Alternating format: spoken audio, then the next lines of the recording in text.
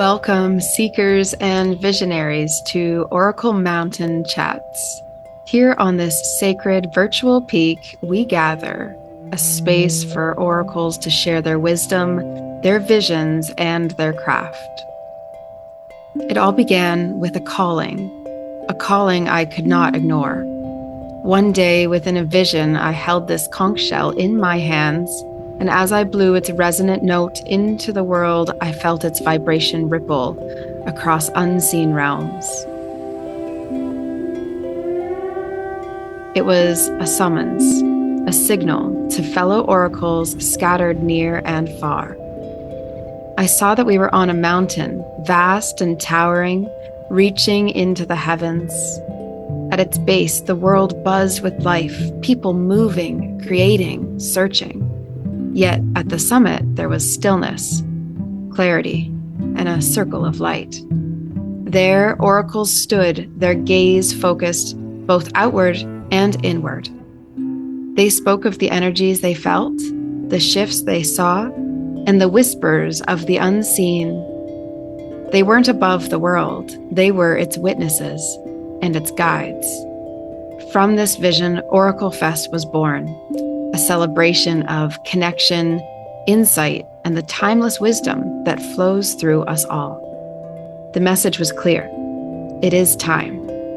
Time to meet upon this sacred mountain, to share what we hear, feel, and see. Time to bring the wisdom of the divine to a world that is yearning for its guidance.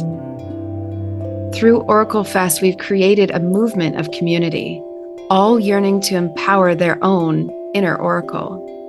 And here in Oracle Mountain Chats, we bring that spirit into a more intimate space. This is where the oracles gather to reflect, exchange ideas, and to explore what wishes to come through in the moment. This mountain is more than stone and sky. It is a meeting place of the realms, a threshold between seen and unseen, known and unknown. Here we gather as oracles to share the visions Spirit whispers to us, to speak of the energy currents flowing through nature and humanity, and to help guide those who seek answers in a world that often feels lost.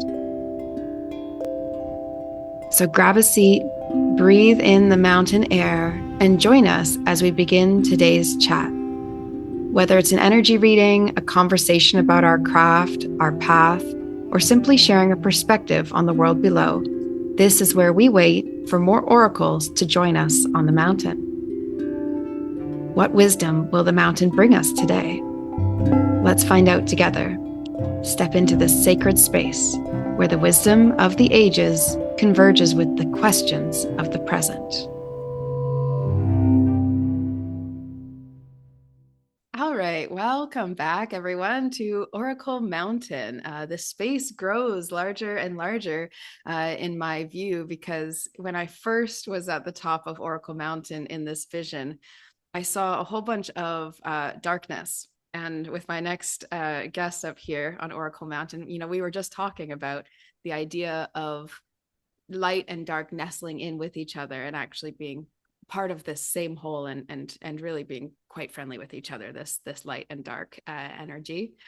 And it just brought me to share this moment. I'm not sure if I've shared it as openly here or as widely, which is on the top of Oracle Mountain. There was, in my first vision, this whole area of darkness, and there was all these craters, and I had been sitting there on this chair wondering where I was, didn't realize I was on top of a mountain at this moment. And I looked to the right to all these darkness and all this craters, and I looked and thought, well, how is anything going to be created here? How is anything going to be built here? And then as people started coming up the mountain over these multiple visions, I realized they saw so much potential that I couldn't even see in that first vision. And so then the whole ground, as it got hit by sunlight, was sparkling gold. So what I was looking at the beginning was simply in the shadow, right? And in the past, it was behind me. And so then when I turned to face it, it looked way more promising than what I had originally seen or foretold. And there was something very interesting for me about bringing this forward. So now this is Mary O'Malley, an awakening coach, mentor, and author. And so, Awaken with Mary O'Malley. This is a beautiful time. Maybe this is a bit of my awakening in this particular vision. So I just wanted to say welcome, and I'm curious where this leads us. Well, I love that vision that the craters and the darkness, but then when you turned to face it, it transformed into gold. That is so powerful. And the word I like to use is turn and meet. Facing is more of the old paradigm that, Mm-hmm. you know, that got to brace myself and, and all this. Right. But the of all of my books, the one of my most favorite chapters is from my first book called Belonging to Life, and it's chapter 8, and it's called The Fertility of the Dark, Mm. because we have been conditioned into the kind of mind that sees things in opposites. This is good, this is bad, this is right, this is wrong. And we can see that that polarization is getting even stronger. But it's getting stronger not because we're going to hell in a handbasket, because more and more of us are ripe to learn how to use this mind that sees things in opposites, that sees the dark as a mistake, that sees that, oh, this illness or this breakup or this bankruptcy or this auto accident, oh my God, why did that happen to me? And when you begin to make that shift into the yin and yang symbol, and you realize that in that symbol, the two sides are not on opposite sides of the line. The dark and the light are nestled together, and in the dark is a point of light. And in the light is a point of dark. And so hopefully, the weekend that I'll be speaking at Oracle, that weekend kind of open that up to how can we possibly maintain our centers? How can we maintain vision, in this time of great chaos? I mean, whole cities were just destroyed, down in LA. People were killed. Their politics is going off the deep end. And so much of that is learning how to turn and meet the dark and gather the gifts that are always, always there. Yeah. Mm-hmm. Well, and as someone who yourself who has specialized in this area and this process of awakening, you must find it very curious because this turning point and this how do we make that shift Yeah. continues to come up, and probably I imagine lesson upon lesson continues to reveal, oh, here's this other piece, here's that other Yeah. layer to this. And Yeah. so many people, when they go through an awakening, they experience what is called the dark night of the soul, Right. right? How do Right. you see that at this point in your work? Yeah. The fertility of the dark, the richness. I had two children and I both did natural childbirth at home. And let me tell you, that is quite a process. And here is this building and this building, and then this intensity when you're in transition that you think you're being torn apart inside. And in my first birth I didn't have a good coach, and I tightened around it, and it took 18 hours. In Mm-hmm. my second birth I had a great coach, 5 hours.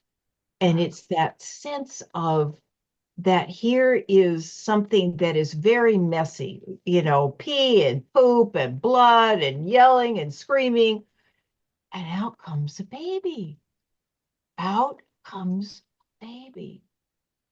If the first mentor that I worked with was a Jungian therapist, I met her when I was 31.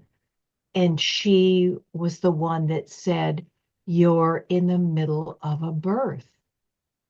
And that really helped me to frame, because I had a lot of challenges, a lot of health challenges, I was a single parent, so on and so forth. But that kind of intensity in my life taught me how to relax into the process.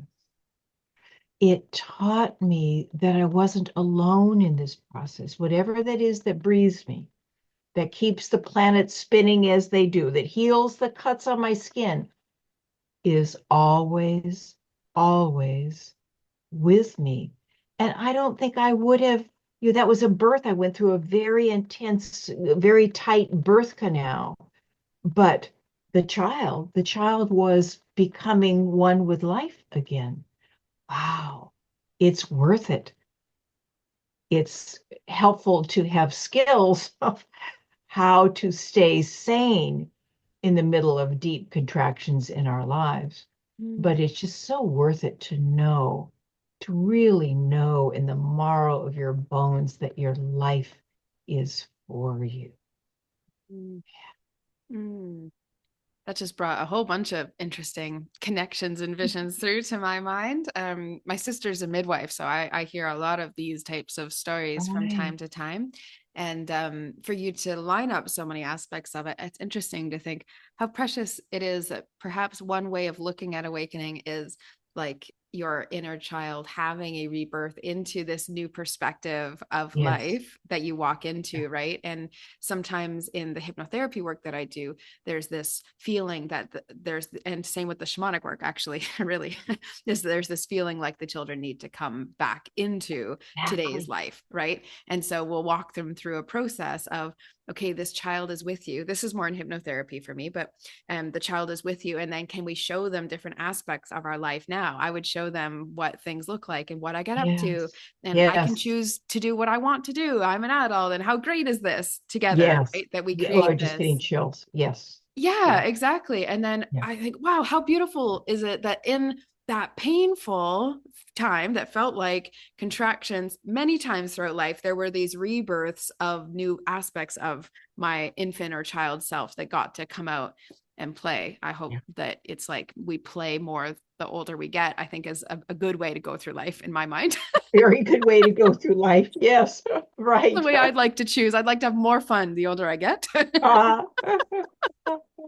um, yeah, it makes me think too of there's like this individual context, so I see it as we come through this way and how beautiful that is, but it's hard to see in the moment, right? In the moment when you're clenching and gripping on to everything and really not wanting to let go. I just had a few clients even this week say, oh, I had this sense this week that I was going to need to let go of things that I probably like right now, right? That almost we can see on the horizon, there's going to be even further, releasing and letting go.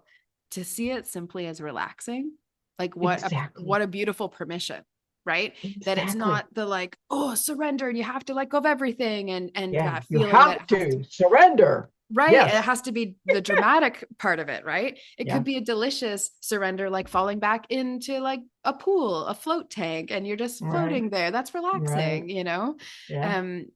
Yeah. I wonder if you could share a little bit about uh how you see right now in these times that we're in, um the maybe our best ways or the limitations to that relaxing that would be needed for those folks who are like, I feel like she makes sense, but I'm on the cusp of it. Yeah.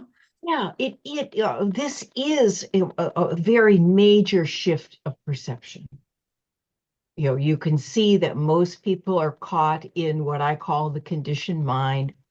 I call it in a number of my books the storyteller. It likes this, it doesn't like that. It thinks you're doing good now, but you're not doing good now. And you're right and you're wrong, and they're good and they're bad. And we're just drawn around on this merry-go-round with that. I ask people to come sit on the moon. I have a couple of really good, comfy armchairs on the moon, you know, and I ask them, if you can see things from a bigger perspective, it begins to help. And you look at our home, this beautiful planet that at one time was gas and molten lava. Uh, and it has evolved just like you. Everybody that's listening to this was once like 2 feet tall, you know, and now they're anywhere from 5 to whatever, you know. So life is a constant unfolding. And at the heart of life, you see its urge to creativity. I mean, look at these flowers behind me. I mean, when I used to backpack a lot, I live in Seattle, and my favorite place to backpack was up at Mount Rainier. And because I would go out by myself, but I could check in with the rangers and then check in back in when I come back. But look at these flowers. I mean, the variety of flowers, it just stuns you when you walk through the meadows up at Mount Rainier. Life is creativity at its heart. Has that all of a sudden ended? You know, now that climate change and, you know, there's just wars everywhere and politics is just seems like it's going off the deep end and so on and so forth. No, we're in, if you, I studied with a man called Brian Swim for a while, who was, his teacher was Thomas Berry, the wonderful priest, just had such a great vision. And what they did was that they took 12 shifts of evolution and they showed how in every single shift, as the old way was dying, because that's life, and the new was being born, the old kicked up a fuss. And to me, life has been an ever coming together. Stuff, very technical scientific term from the Big Bang, stuff came together into these communities called atoms, but that wasn't enough for life. Then the atoms came together into communities called molecules. Oh my God, I had no idea what I was studying. We studied molecules in, 10th grade or whatever. I mean, amazing beings. And then that wasn't enough. Molecules came together into these communities called cells, and then cells came together into communities called multi-cell beings. And what's the next coming together? Mm. To me, the next coming together, because evolution is constantly evolving, is the coming together of the consciousness of humanity, of understanding that we're all one. We're all a part of a astoundingly sacred and creative process. And when you get that, there is no way that you can do harm to yourself, to your neighbors, to the world, to the earth. And so for me, this time now, Kate, is a time where the old way is dying. And it's not happening atomically or molecularly or cellularly. It's happening in human consciousness. And the old way that is dying is the me kind of consciousness that acts only for what it needs and is not connected to the whole. And the shift that's happening is the we kind of consciousness. And it's happening. I see it all over in my world, but of course, this isn't what most of the world is interested in at this point, but we're all seeds. We're all seeds. And the we kind of consciousness lives from the heart, which science has shown is our main brain. So the people that are listening to this are part of this shift. And I am saying, and I can say this because I've had a hell of a lot of challenges in my life, that this time is for us. And keep on coming and sitting on the moon with me and see that we are finally growing up. And by for us, you mean not against us, right? Exactly. And even in the darkness, but our mind is geared for negativity. What did Rick Hansen call it? Um, it's Teflon for positivity. Our minds are, just slides right off. And I can't remember what he said for glue, probably something like that. Right. And so we need to mature enough so that we can begin to work with our own minds. Mm-hmm. Each of us is a drop of water in the ocean of being, and we can make a difference in this time by how we work with our own minds, how we begin to bow to the process, how we begin to learn that Byron Katie, fairly well-known awakening teacher, this is her quote: "Life is simple. It does not happen to you. It happens for you. And everything happens in the exact right time and the exact right way, neither too soon nor too late. You don't have to like this, but it's easier if you do." And I change one word in that last line. I don't think I have to like all the challenges I've had. Mm-hmm. I So I agree. like to say you don't have to trust it, but it's easier if you do. And that's what Mm. when I was beginning to really move from being a human doing to a human being, where I'm relaxing into life and I know it's for me. Over the years, I created a folder. It's like 14 pages long, and it's full of quotes from everybody from Eleanor Roosevelt to Thomas Edison to Buddha to Jack Kornfield to Eckhart Tolle, Jeff Foster, you name it. And all of the quotes are saying basically the same thing. This is not always a likable process, but it's a trustable. Would you think this is something that I come across a lot teaching intuition development because the topic of trust comes up, right? Exactly. Well, how do we trust what we're getting and what we're not? And um, often I find that there has to be a bit of a state of mental like neutrality because if we're super overexcited, we want something to happen, we're maybe not going to trust that place that is calm within us because we have this Right. agitation and excitement. Same way if we have some fear or anxiety around something, we have that agitation, physical excitement as it relates to this topic. And so it can be difficult to go through the fog of, hey, where was the actual truth here? Right now that there's all these other kind of influences.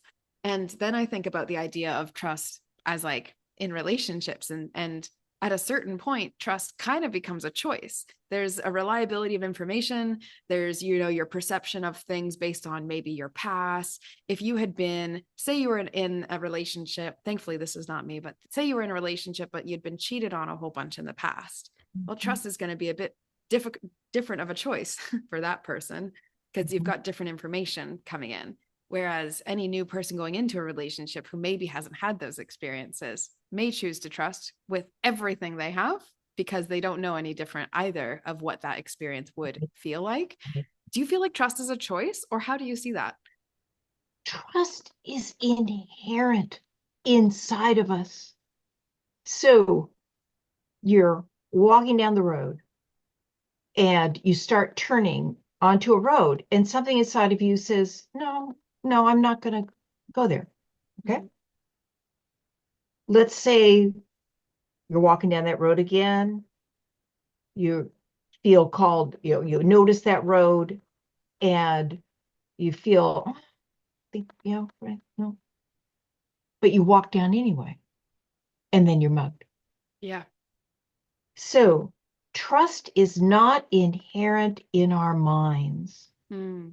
Our minds, oh, I can feel that I need a new car and I want a, Bronco, and then you go buy a Bronco And then you're driving it home and you go, why did I buy this car?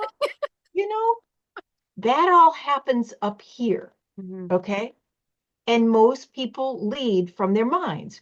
Yep. They don't remember that time when there wasn't a thought in their head. Not a Yeah. thought. It's just your operating mode. You're just Yeah. used to that And system. we get used to, and Right. it's like Deepak Chopra says, we have 65,000 thoughts a day. Yeah. I say 95% of them are repeats from the day before. Right. Okay.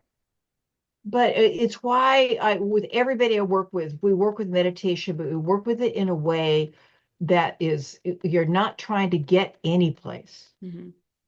You're just choosing a focus right here. And of course, your attention will just be grabbed by your thoughts, and and you're so happy when your thoughts like what's happening, and then you're so unhappy when your thoughts don't like what you're happening. But the more you choose a focus, and Stephen said to me, because I was a part-time meditator for 11 years before I met him, and he said, Mary, if you sit for an hour and return to your focus one time in that hour, that's time well spent. That's when I began to really understand what true meditation is about. It's about becoming awareness itself. So you need to learn how to anchor in something other than the thoughts. Of course, then you go away, but without judgment, you come back, and slowly and surely, you begin to become the awareness that can see that story of shame. And you don't have to fall into it, or see that story of fear or that rage or whatever it is. The more you develop the capacity, I call it curiosity. I also use the awareness, but curiosity is a much more workable word. When you develop that kind of curiosity, then you you don't you use this exquisite mind for the wonderful tool it is, but you don't get caught in it. And that's when you can begin to feel. I don't even use the word intuition because there's so much, it's like the word God, there's a lot that's laid over the top of it. Yep. I call it knowing. Hmm. Like, I don't know what I'm going to say with you, but there's Nope. no fear. There's just, there you just, and it takes a while to learn how to do that, learn how to ground in this moment enough, get to know what takes you away, strengthen that muscle of tension. I say, oh my God, if you wander for 25 minutes, well, wonderful. Because then you have the opportunity to bring your attention back and strengthen the muscle of your awareness. Hmm. I was raised in terror. I was raised in helpless, hopeless despair, and I almost died of it in my 20s. And how I became free from all that, it still shows up at times, you know, but it arises, I recognize it, and it passes right on through. That's developing who you really are. You are the awareness that can see what your thoughts are doing, what your body's doing, or what your feelings are doing, what the world is doing, and you're not sucked into the story. That's when you move from this very clear space. I went back and recorded my first book, Belonging to Life, a year ago. Oh my God, how in the hell did I write that book? I mean, I've written 6 books. I just so enjoyed that book, but I didn't write it because I had learned that was when I was really learning how to relax into the process and to not get seduced. I call in my book, The Gift of Our Compulsions. Our core compulsion is struggle. Hmm. All the other compulsions are an attempt to numb out from that struggle. Hmm. Wow. We can learn how to not get seduced by struggle, Hmm. whether it's with our health, with our relationship, with the world. And then we move from a clean and clear space. You may need to do something. You may need to say, no, I'm ending this relationship, but it doesn't come from a reactive place. It comes from a responsive place. I think the word struggle is a lot more compassionate than drama. So I love that switch up. Yeah, yeah, yeah. Drama is, Because oh, we we're cast also, a negative look on it ourselves when does, we say we're in the it does. dramas of things. But when we actually feel we're in the struggle, Oh, that's what it feels like, right? When you're that's it. in the Yeah, moment and it yeah, feels as though you're in battle, right? yeah. With yourself, usually, there's that feeling of, oh, I'm struggling. There is, I'm in the struggle. We point Yes, it and elsewhere. I am the struggle. You Exactly. know, that's the key, Hmm. and w- once you really begin listening to life, you realize we have all been so deeply wounded. Hmm. Now, trauma is coming. Oh, those soldiers were traumatized. Most of the children in the world were traumatized because they were raised by people that didn't know how to connect. The children became objects in their mind, something that they needed to do something with or get rid of or beat or whatever. But you don't have to have, I wasn't beaten, but boy, was I traumatized. And to really recognize the depth of the wounding and how much our mind has been trying to figure this all out and and all this. And then we see that enough that we drop into our heart and we fall deeply in love with that. Is there an inner child inside of us? I don't know if there's an inner child. There's energy that was trapped when we were very young and it's been waiting for us to say hello. That's how I healed. I tried to kill myself 3 times in my early 20s because the pain was too great. It was too great. I tried to eat it away. I tried to drink it away. I tried to drug it away. It was too great. Hmm. And then in late 20s, I began awakening. It's all about coming home to the heart. My booty. I was gonna say, good moment for a cat to show up. Yeah. Yeah. It's so typical. We talk about the real things and then it's like, hi, I'm Yeah. just gonna come on in here. It And happens. he's the real thing, Kate. Oh God, he's just he talks. He actually talks. We have a language. We have about 20 words, and I'll be out gardening. He's like a dog. He'll come be with me, and then I'll go someplace else, and he'll go, "Hey, where are you?" I said, "I'm here." He comes. He's just my best bud. I just am so grateful to. I love that. And talk about responsive. I mean, I was just talking to you about how I love taking care of other people's pets. That's what I'm doing at the moment. And you Yeah, do get that responsive attention even when you're not their all the time owner and you go, "Oh, is yeah, this always what you talk like? Is this your real voice?" It comes out on yeah. day 2 or 3. It's so funny. We just Yeah. cracked that the other day with one of these dogs starts talking to me quite a lot now.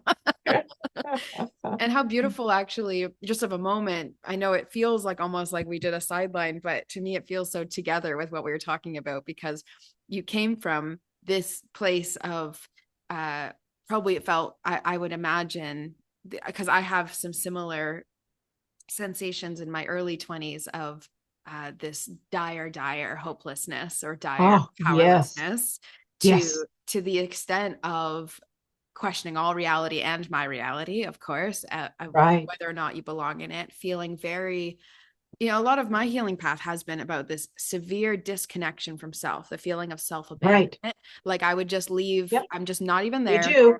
And Me then too. we come back and then we are mourning the fact that we came back and it hurts to Yeah, come back and it hurts to leave. And, whatever yeah. it is, this oscillation over time has become more unity, more togetherness, more connection within Yes. and more Yep. peace and acceptance of all the stuff that's I say all the ick, right, of our world, all the icky things in their extremes. I've had to make more and more peace with that to become more and more relaxed into the light, if that right? And so to see you talking today about your beautiful connection with your cat, and then also these flowers and the way that in which you see and how you have practiced and continue to practice this return to self, that's quite inspiring for anyone who has experienced that level of depth but hasn't quite Yes. cracked the relaxing Yeah. into the light, Yeah. requiring so Yeah. much more. Yeah. Yeah. Yep. Yep. Yep. It's just like a birth. We have to keep on coming back to that metaphor. It's such a great metaphor. And you and I would not be who we are today without that depth of pain. And one of the things I like to say is, okay, you somebody delivers a whole truckload of manure on your driveway, and for most of us, most of the time, with the pain that we've taken on, we track the manure around the house. We're mad at the person that delivered it. We're trying to figure out what to do. But what people listening to Oracle, what is happening for them is that they're learning how to compost. That you take that same manure and you put it in the rose garden and you grow beautiful, beautiful roses. Hmm. I used to live and work on an alpaca farm with 86. 86 alpacas. Okay. Oh, wow. A lot of poop. What's, I mean, what a funny thing to be veering off and talking about. But actually, they're so great because they all choose the same area to use the Oh, washroom, thank and it's you. in pebble form. So actually, it's much easier than one would expect. And I was Right. pleasantly surprised by that. But I do think it's interesting because people would come in from the local neighborhood and be coming in and buying bags Yeah. of all of this Yeah. alpaca, manure because Yeah. it was amazing fertilizer. And so Yeah. as soon as you said that, the manure being dumped on the driveway, I go, wow, you're rich. Hey, let's use that. It's so Yeah. funny how your metaphor Really. worked Let's out. use it. But that's it, is Absolutely. is you are Let's, abundant with yeah. all of this life, really, is what Yeah. you've got this agent for life Yeah. dropped on you. But it can feel overwhelming if you obviously saw a whole Oh ton my of it. God. I mean, I tried to kill myself 3 times, but we Absolutely. get back to Byron Katie's quote, life is simple. It doesn't happen to you. Hmm. And when we are caught in just our minds, it can certainly feel like that. It can be completely overwhelming. It can be way too much. And you're hearing this message because you're learning how to compost. And Yes. somebody just knocked on my door, and I think I Of know who it course. is who's calling right now. I'll Of be right back. course. Of course. So here we are. Oh I my had to goodness. leave our conversation for a few minutes. There was a gentle tap on my door. I chose to ignore it. And then right in the middle, I mean, it just makes me want to cry. Every single one of us is a flower in the garden of life. And every single one of us takes on darkness. It is no indication of who you are. I was the child in my family that was the broken one, the bad one, the failure, so on and so forth. And I have bloomed into who I truly am, which is the opposite of what I took on. That's why I tried to kill myself 3 times, was because I was such a failure, and everybody in my family was successful, and I was a hippie living on, anyway, that's a whole nother story. So, but we are all flowers. I love And that. I'm just so glad to be part of this, because the world needs this message that we're maturing, we're becoming the fullness of what a human being can be, and it sure doesn't look like that. Mhm. But remember, when the old is dying, it always kicks up of us. Absolutely. Yeah, it's Yeah. kind of like the squeaky wheel. It's like a little more obvious than the rest of the beautiful things happening at the Yeah. same time. All those other wheels are working still. The I have this, just I don't know why, but little niggling question for you. When you are in those darker times in life, it Mhm. occurs to me now with this whole birth thing, it's like part of what was happening was that almost like a download or inspiration of what the powerful and beautiful and expansive version of my life could look like.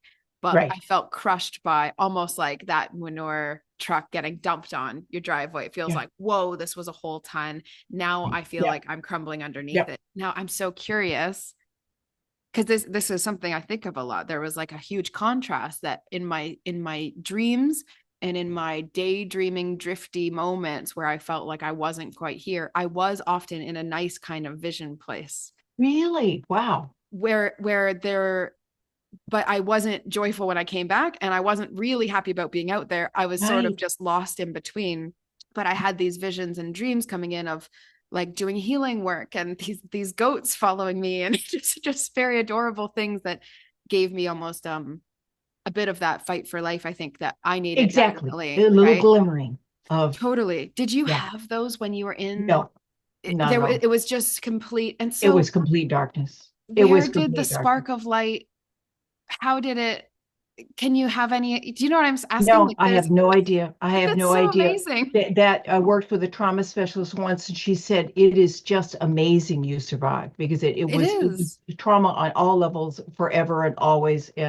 right. And but the what happened for me was, and I look back at this now, of course, my mother, I was 27. My mother had signed up for a yoga weekend, and she said, I can't go. Do you want to go? And it was kind of like a ho hum, you know. Mm-hmm.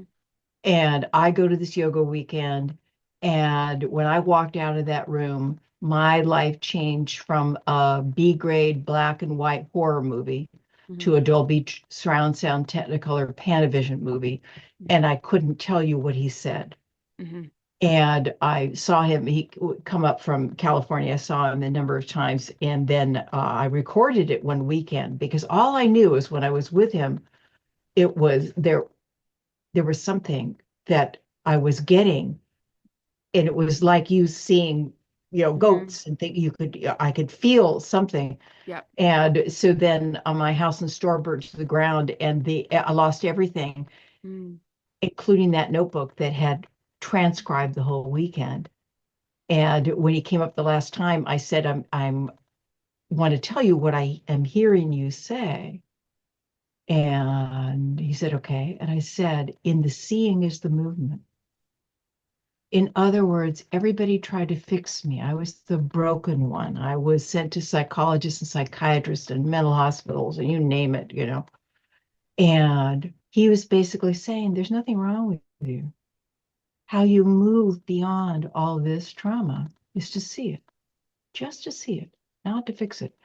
Right. That was a revelation for me. And that's when I began meditating, but it wasn't until 11 years later that I really learned what meditation was. But Mm. the last half of the sentence was until the observer and the observed become one. Mm-hmm. And I said, what do you mean by that? And he said, go find out. Yeah.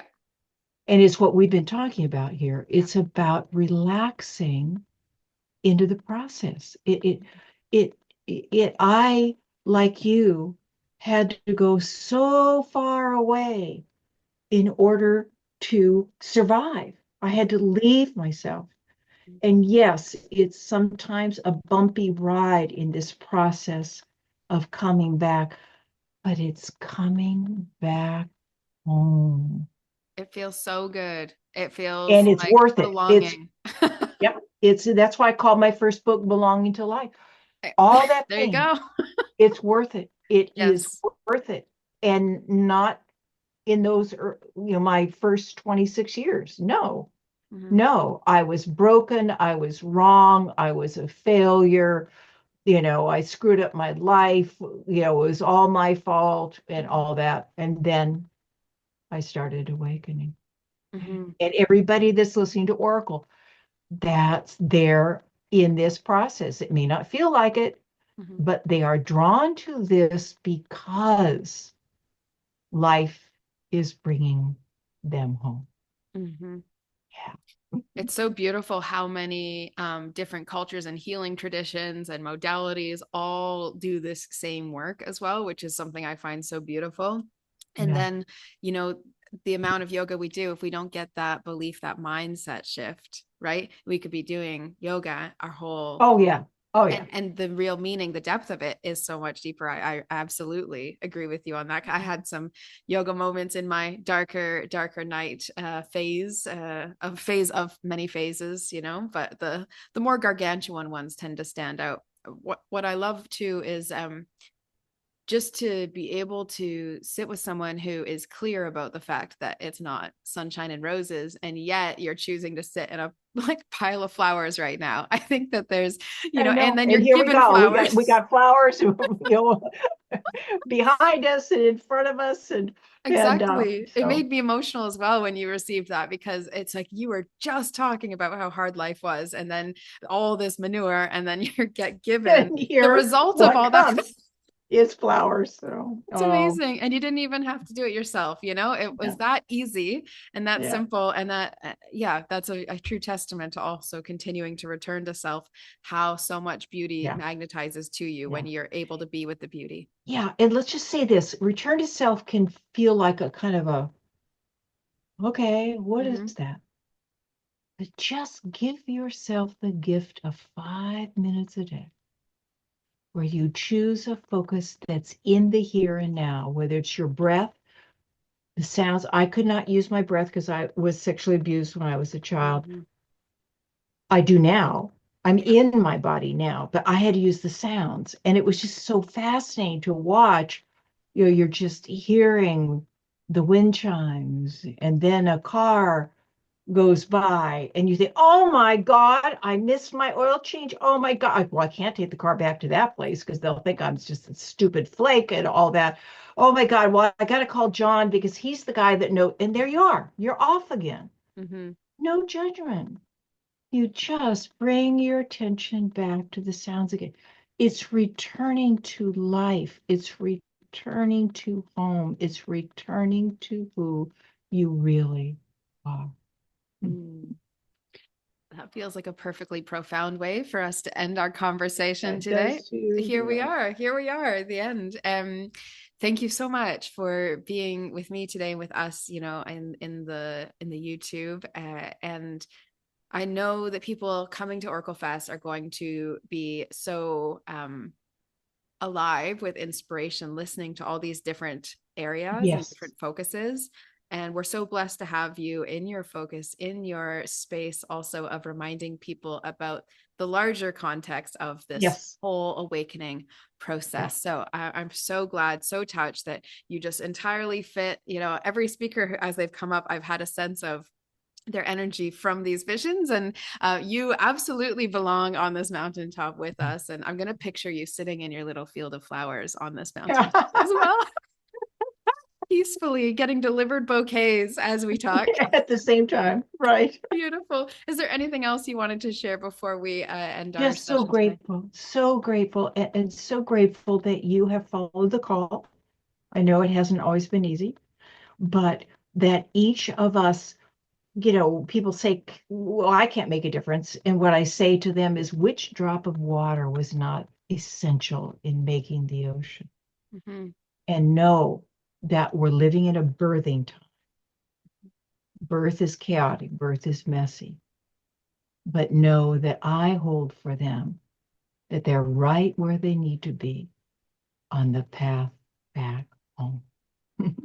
So beautiful. Thank you so much, Mary. Enjoy Yeah. the rest of your day, and everyone else enjoy your day as well. And hope you'll go and attend Mary's session at Oracle Fest, January 31st to February 2nd.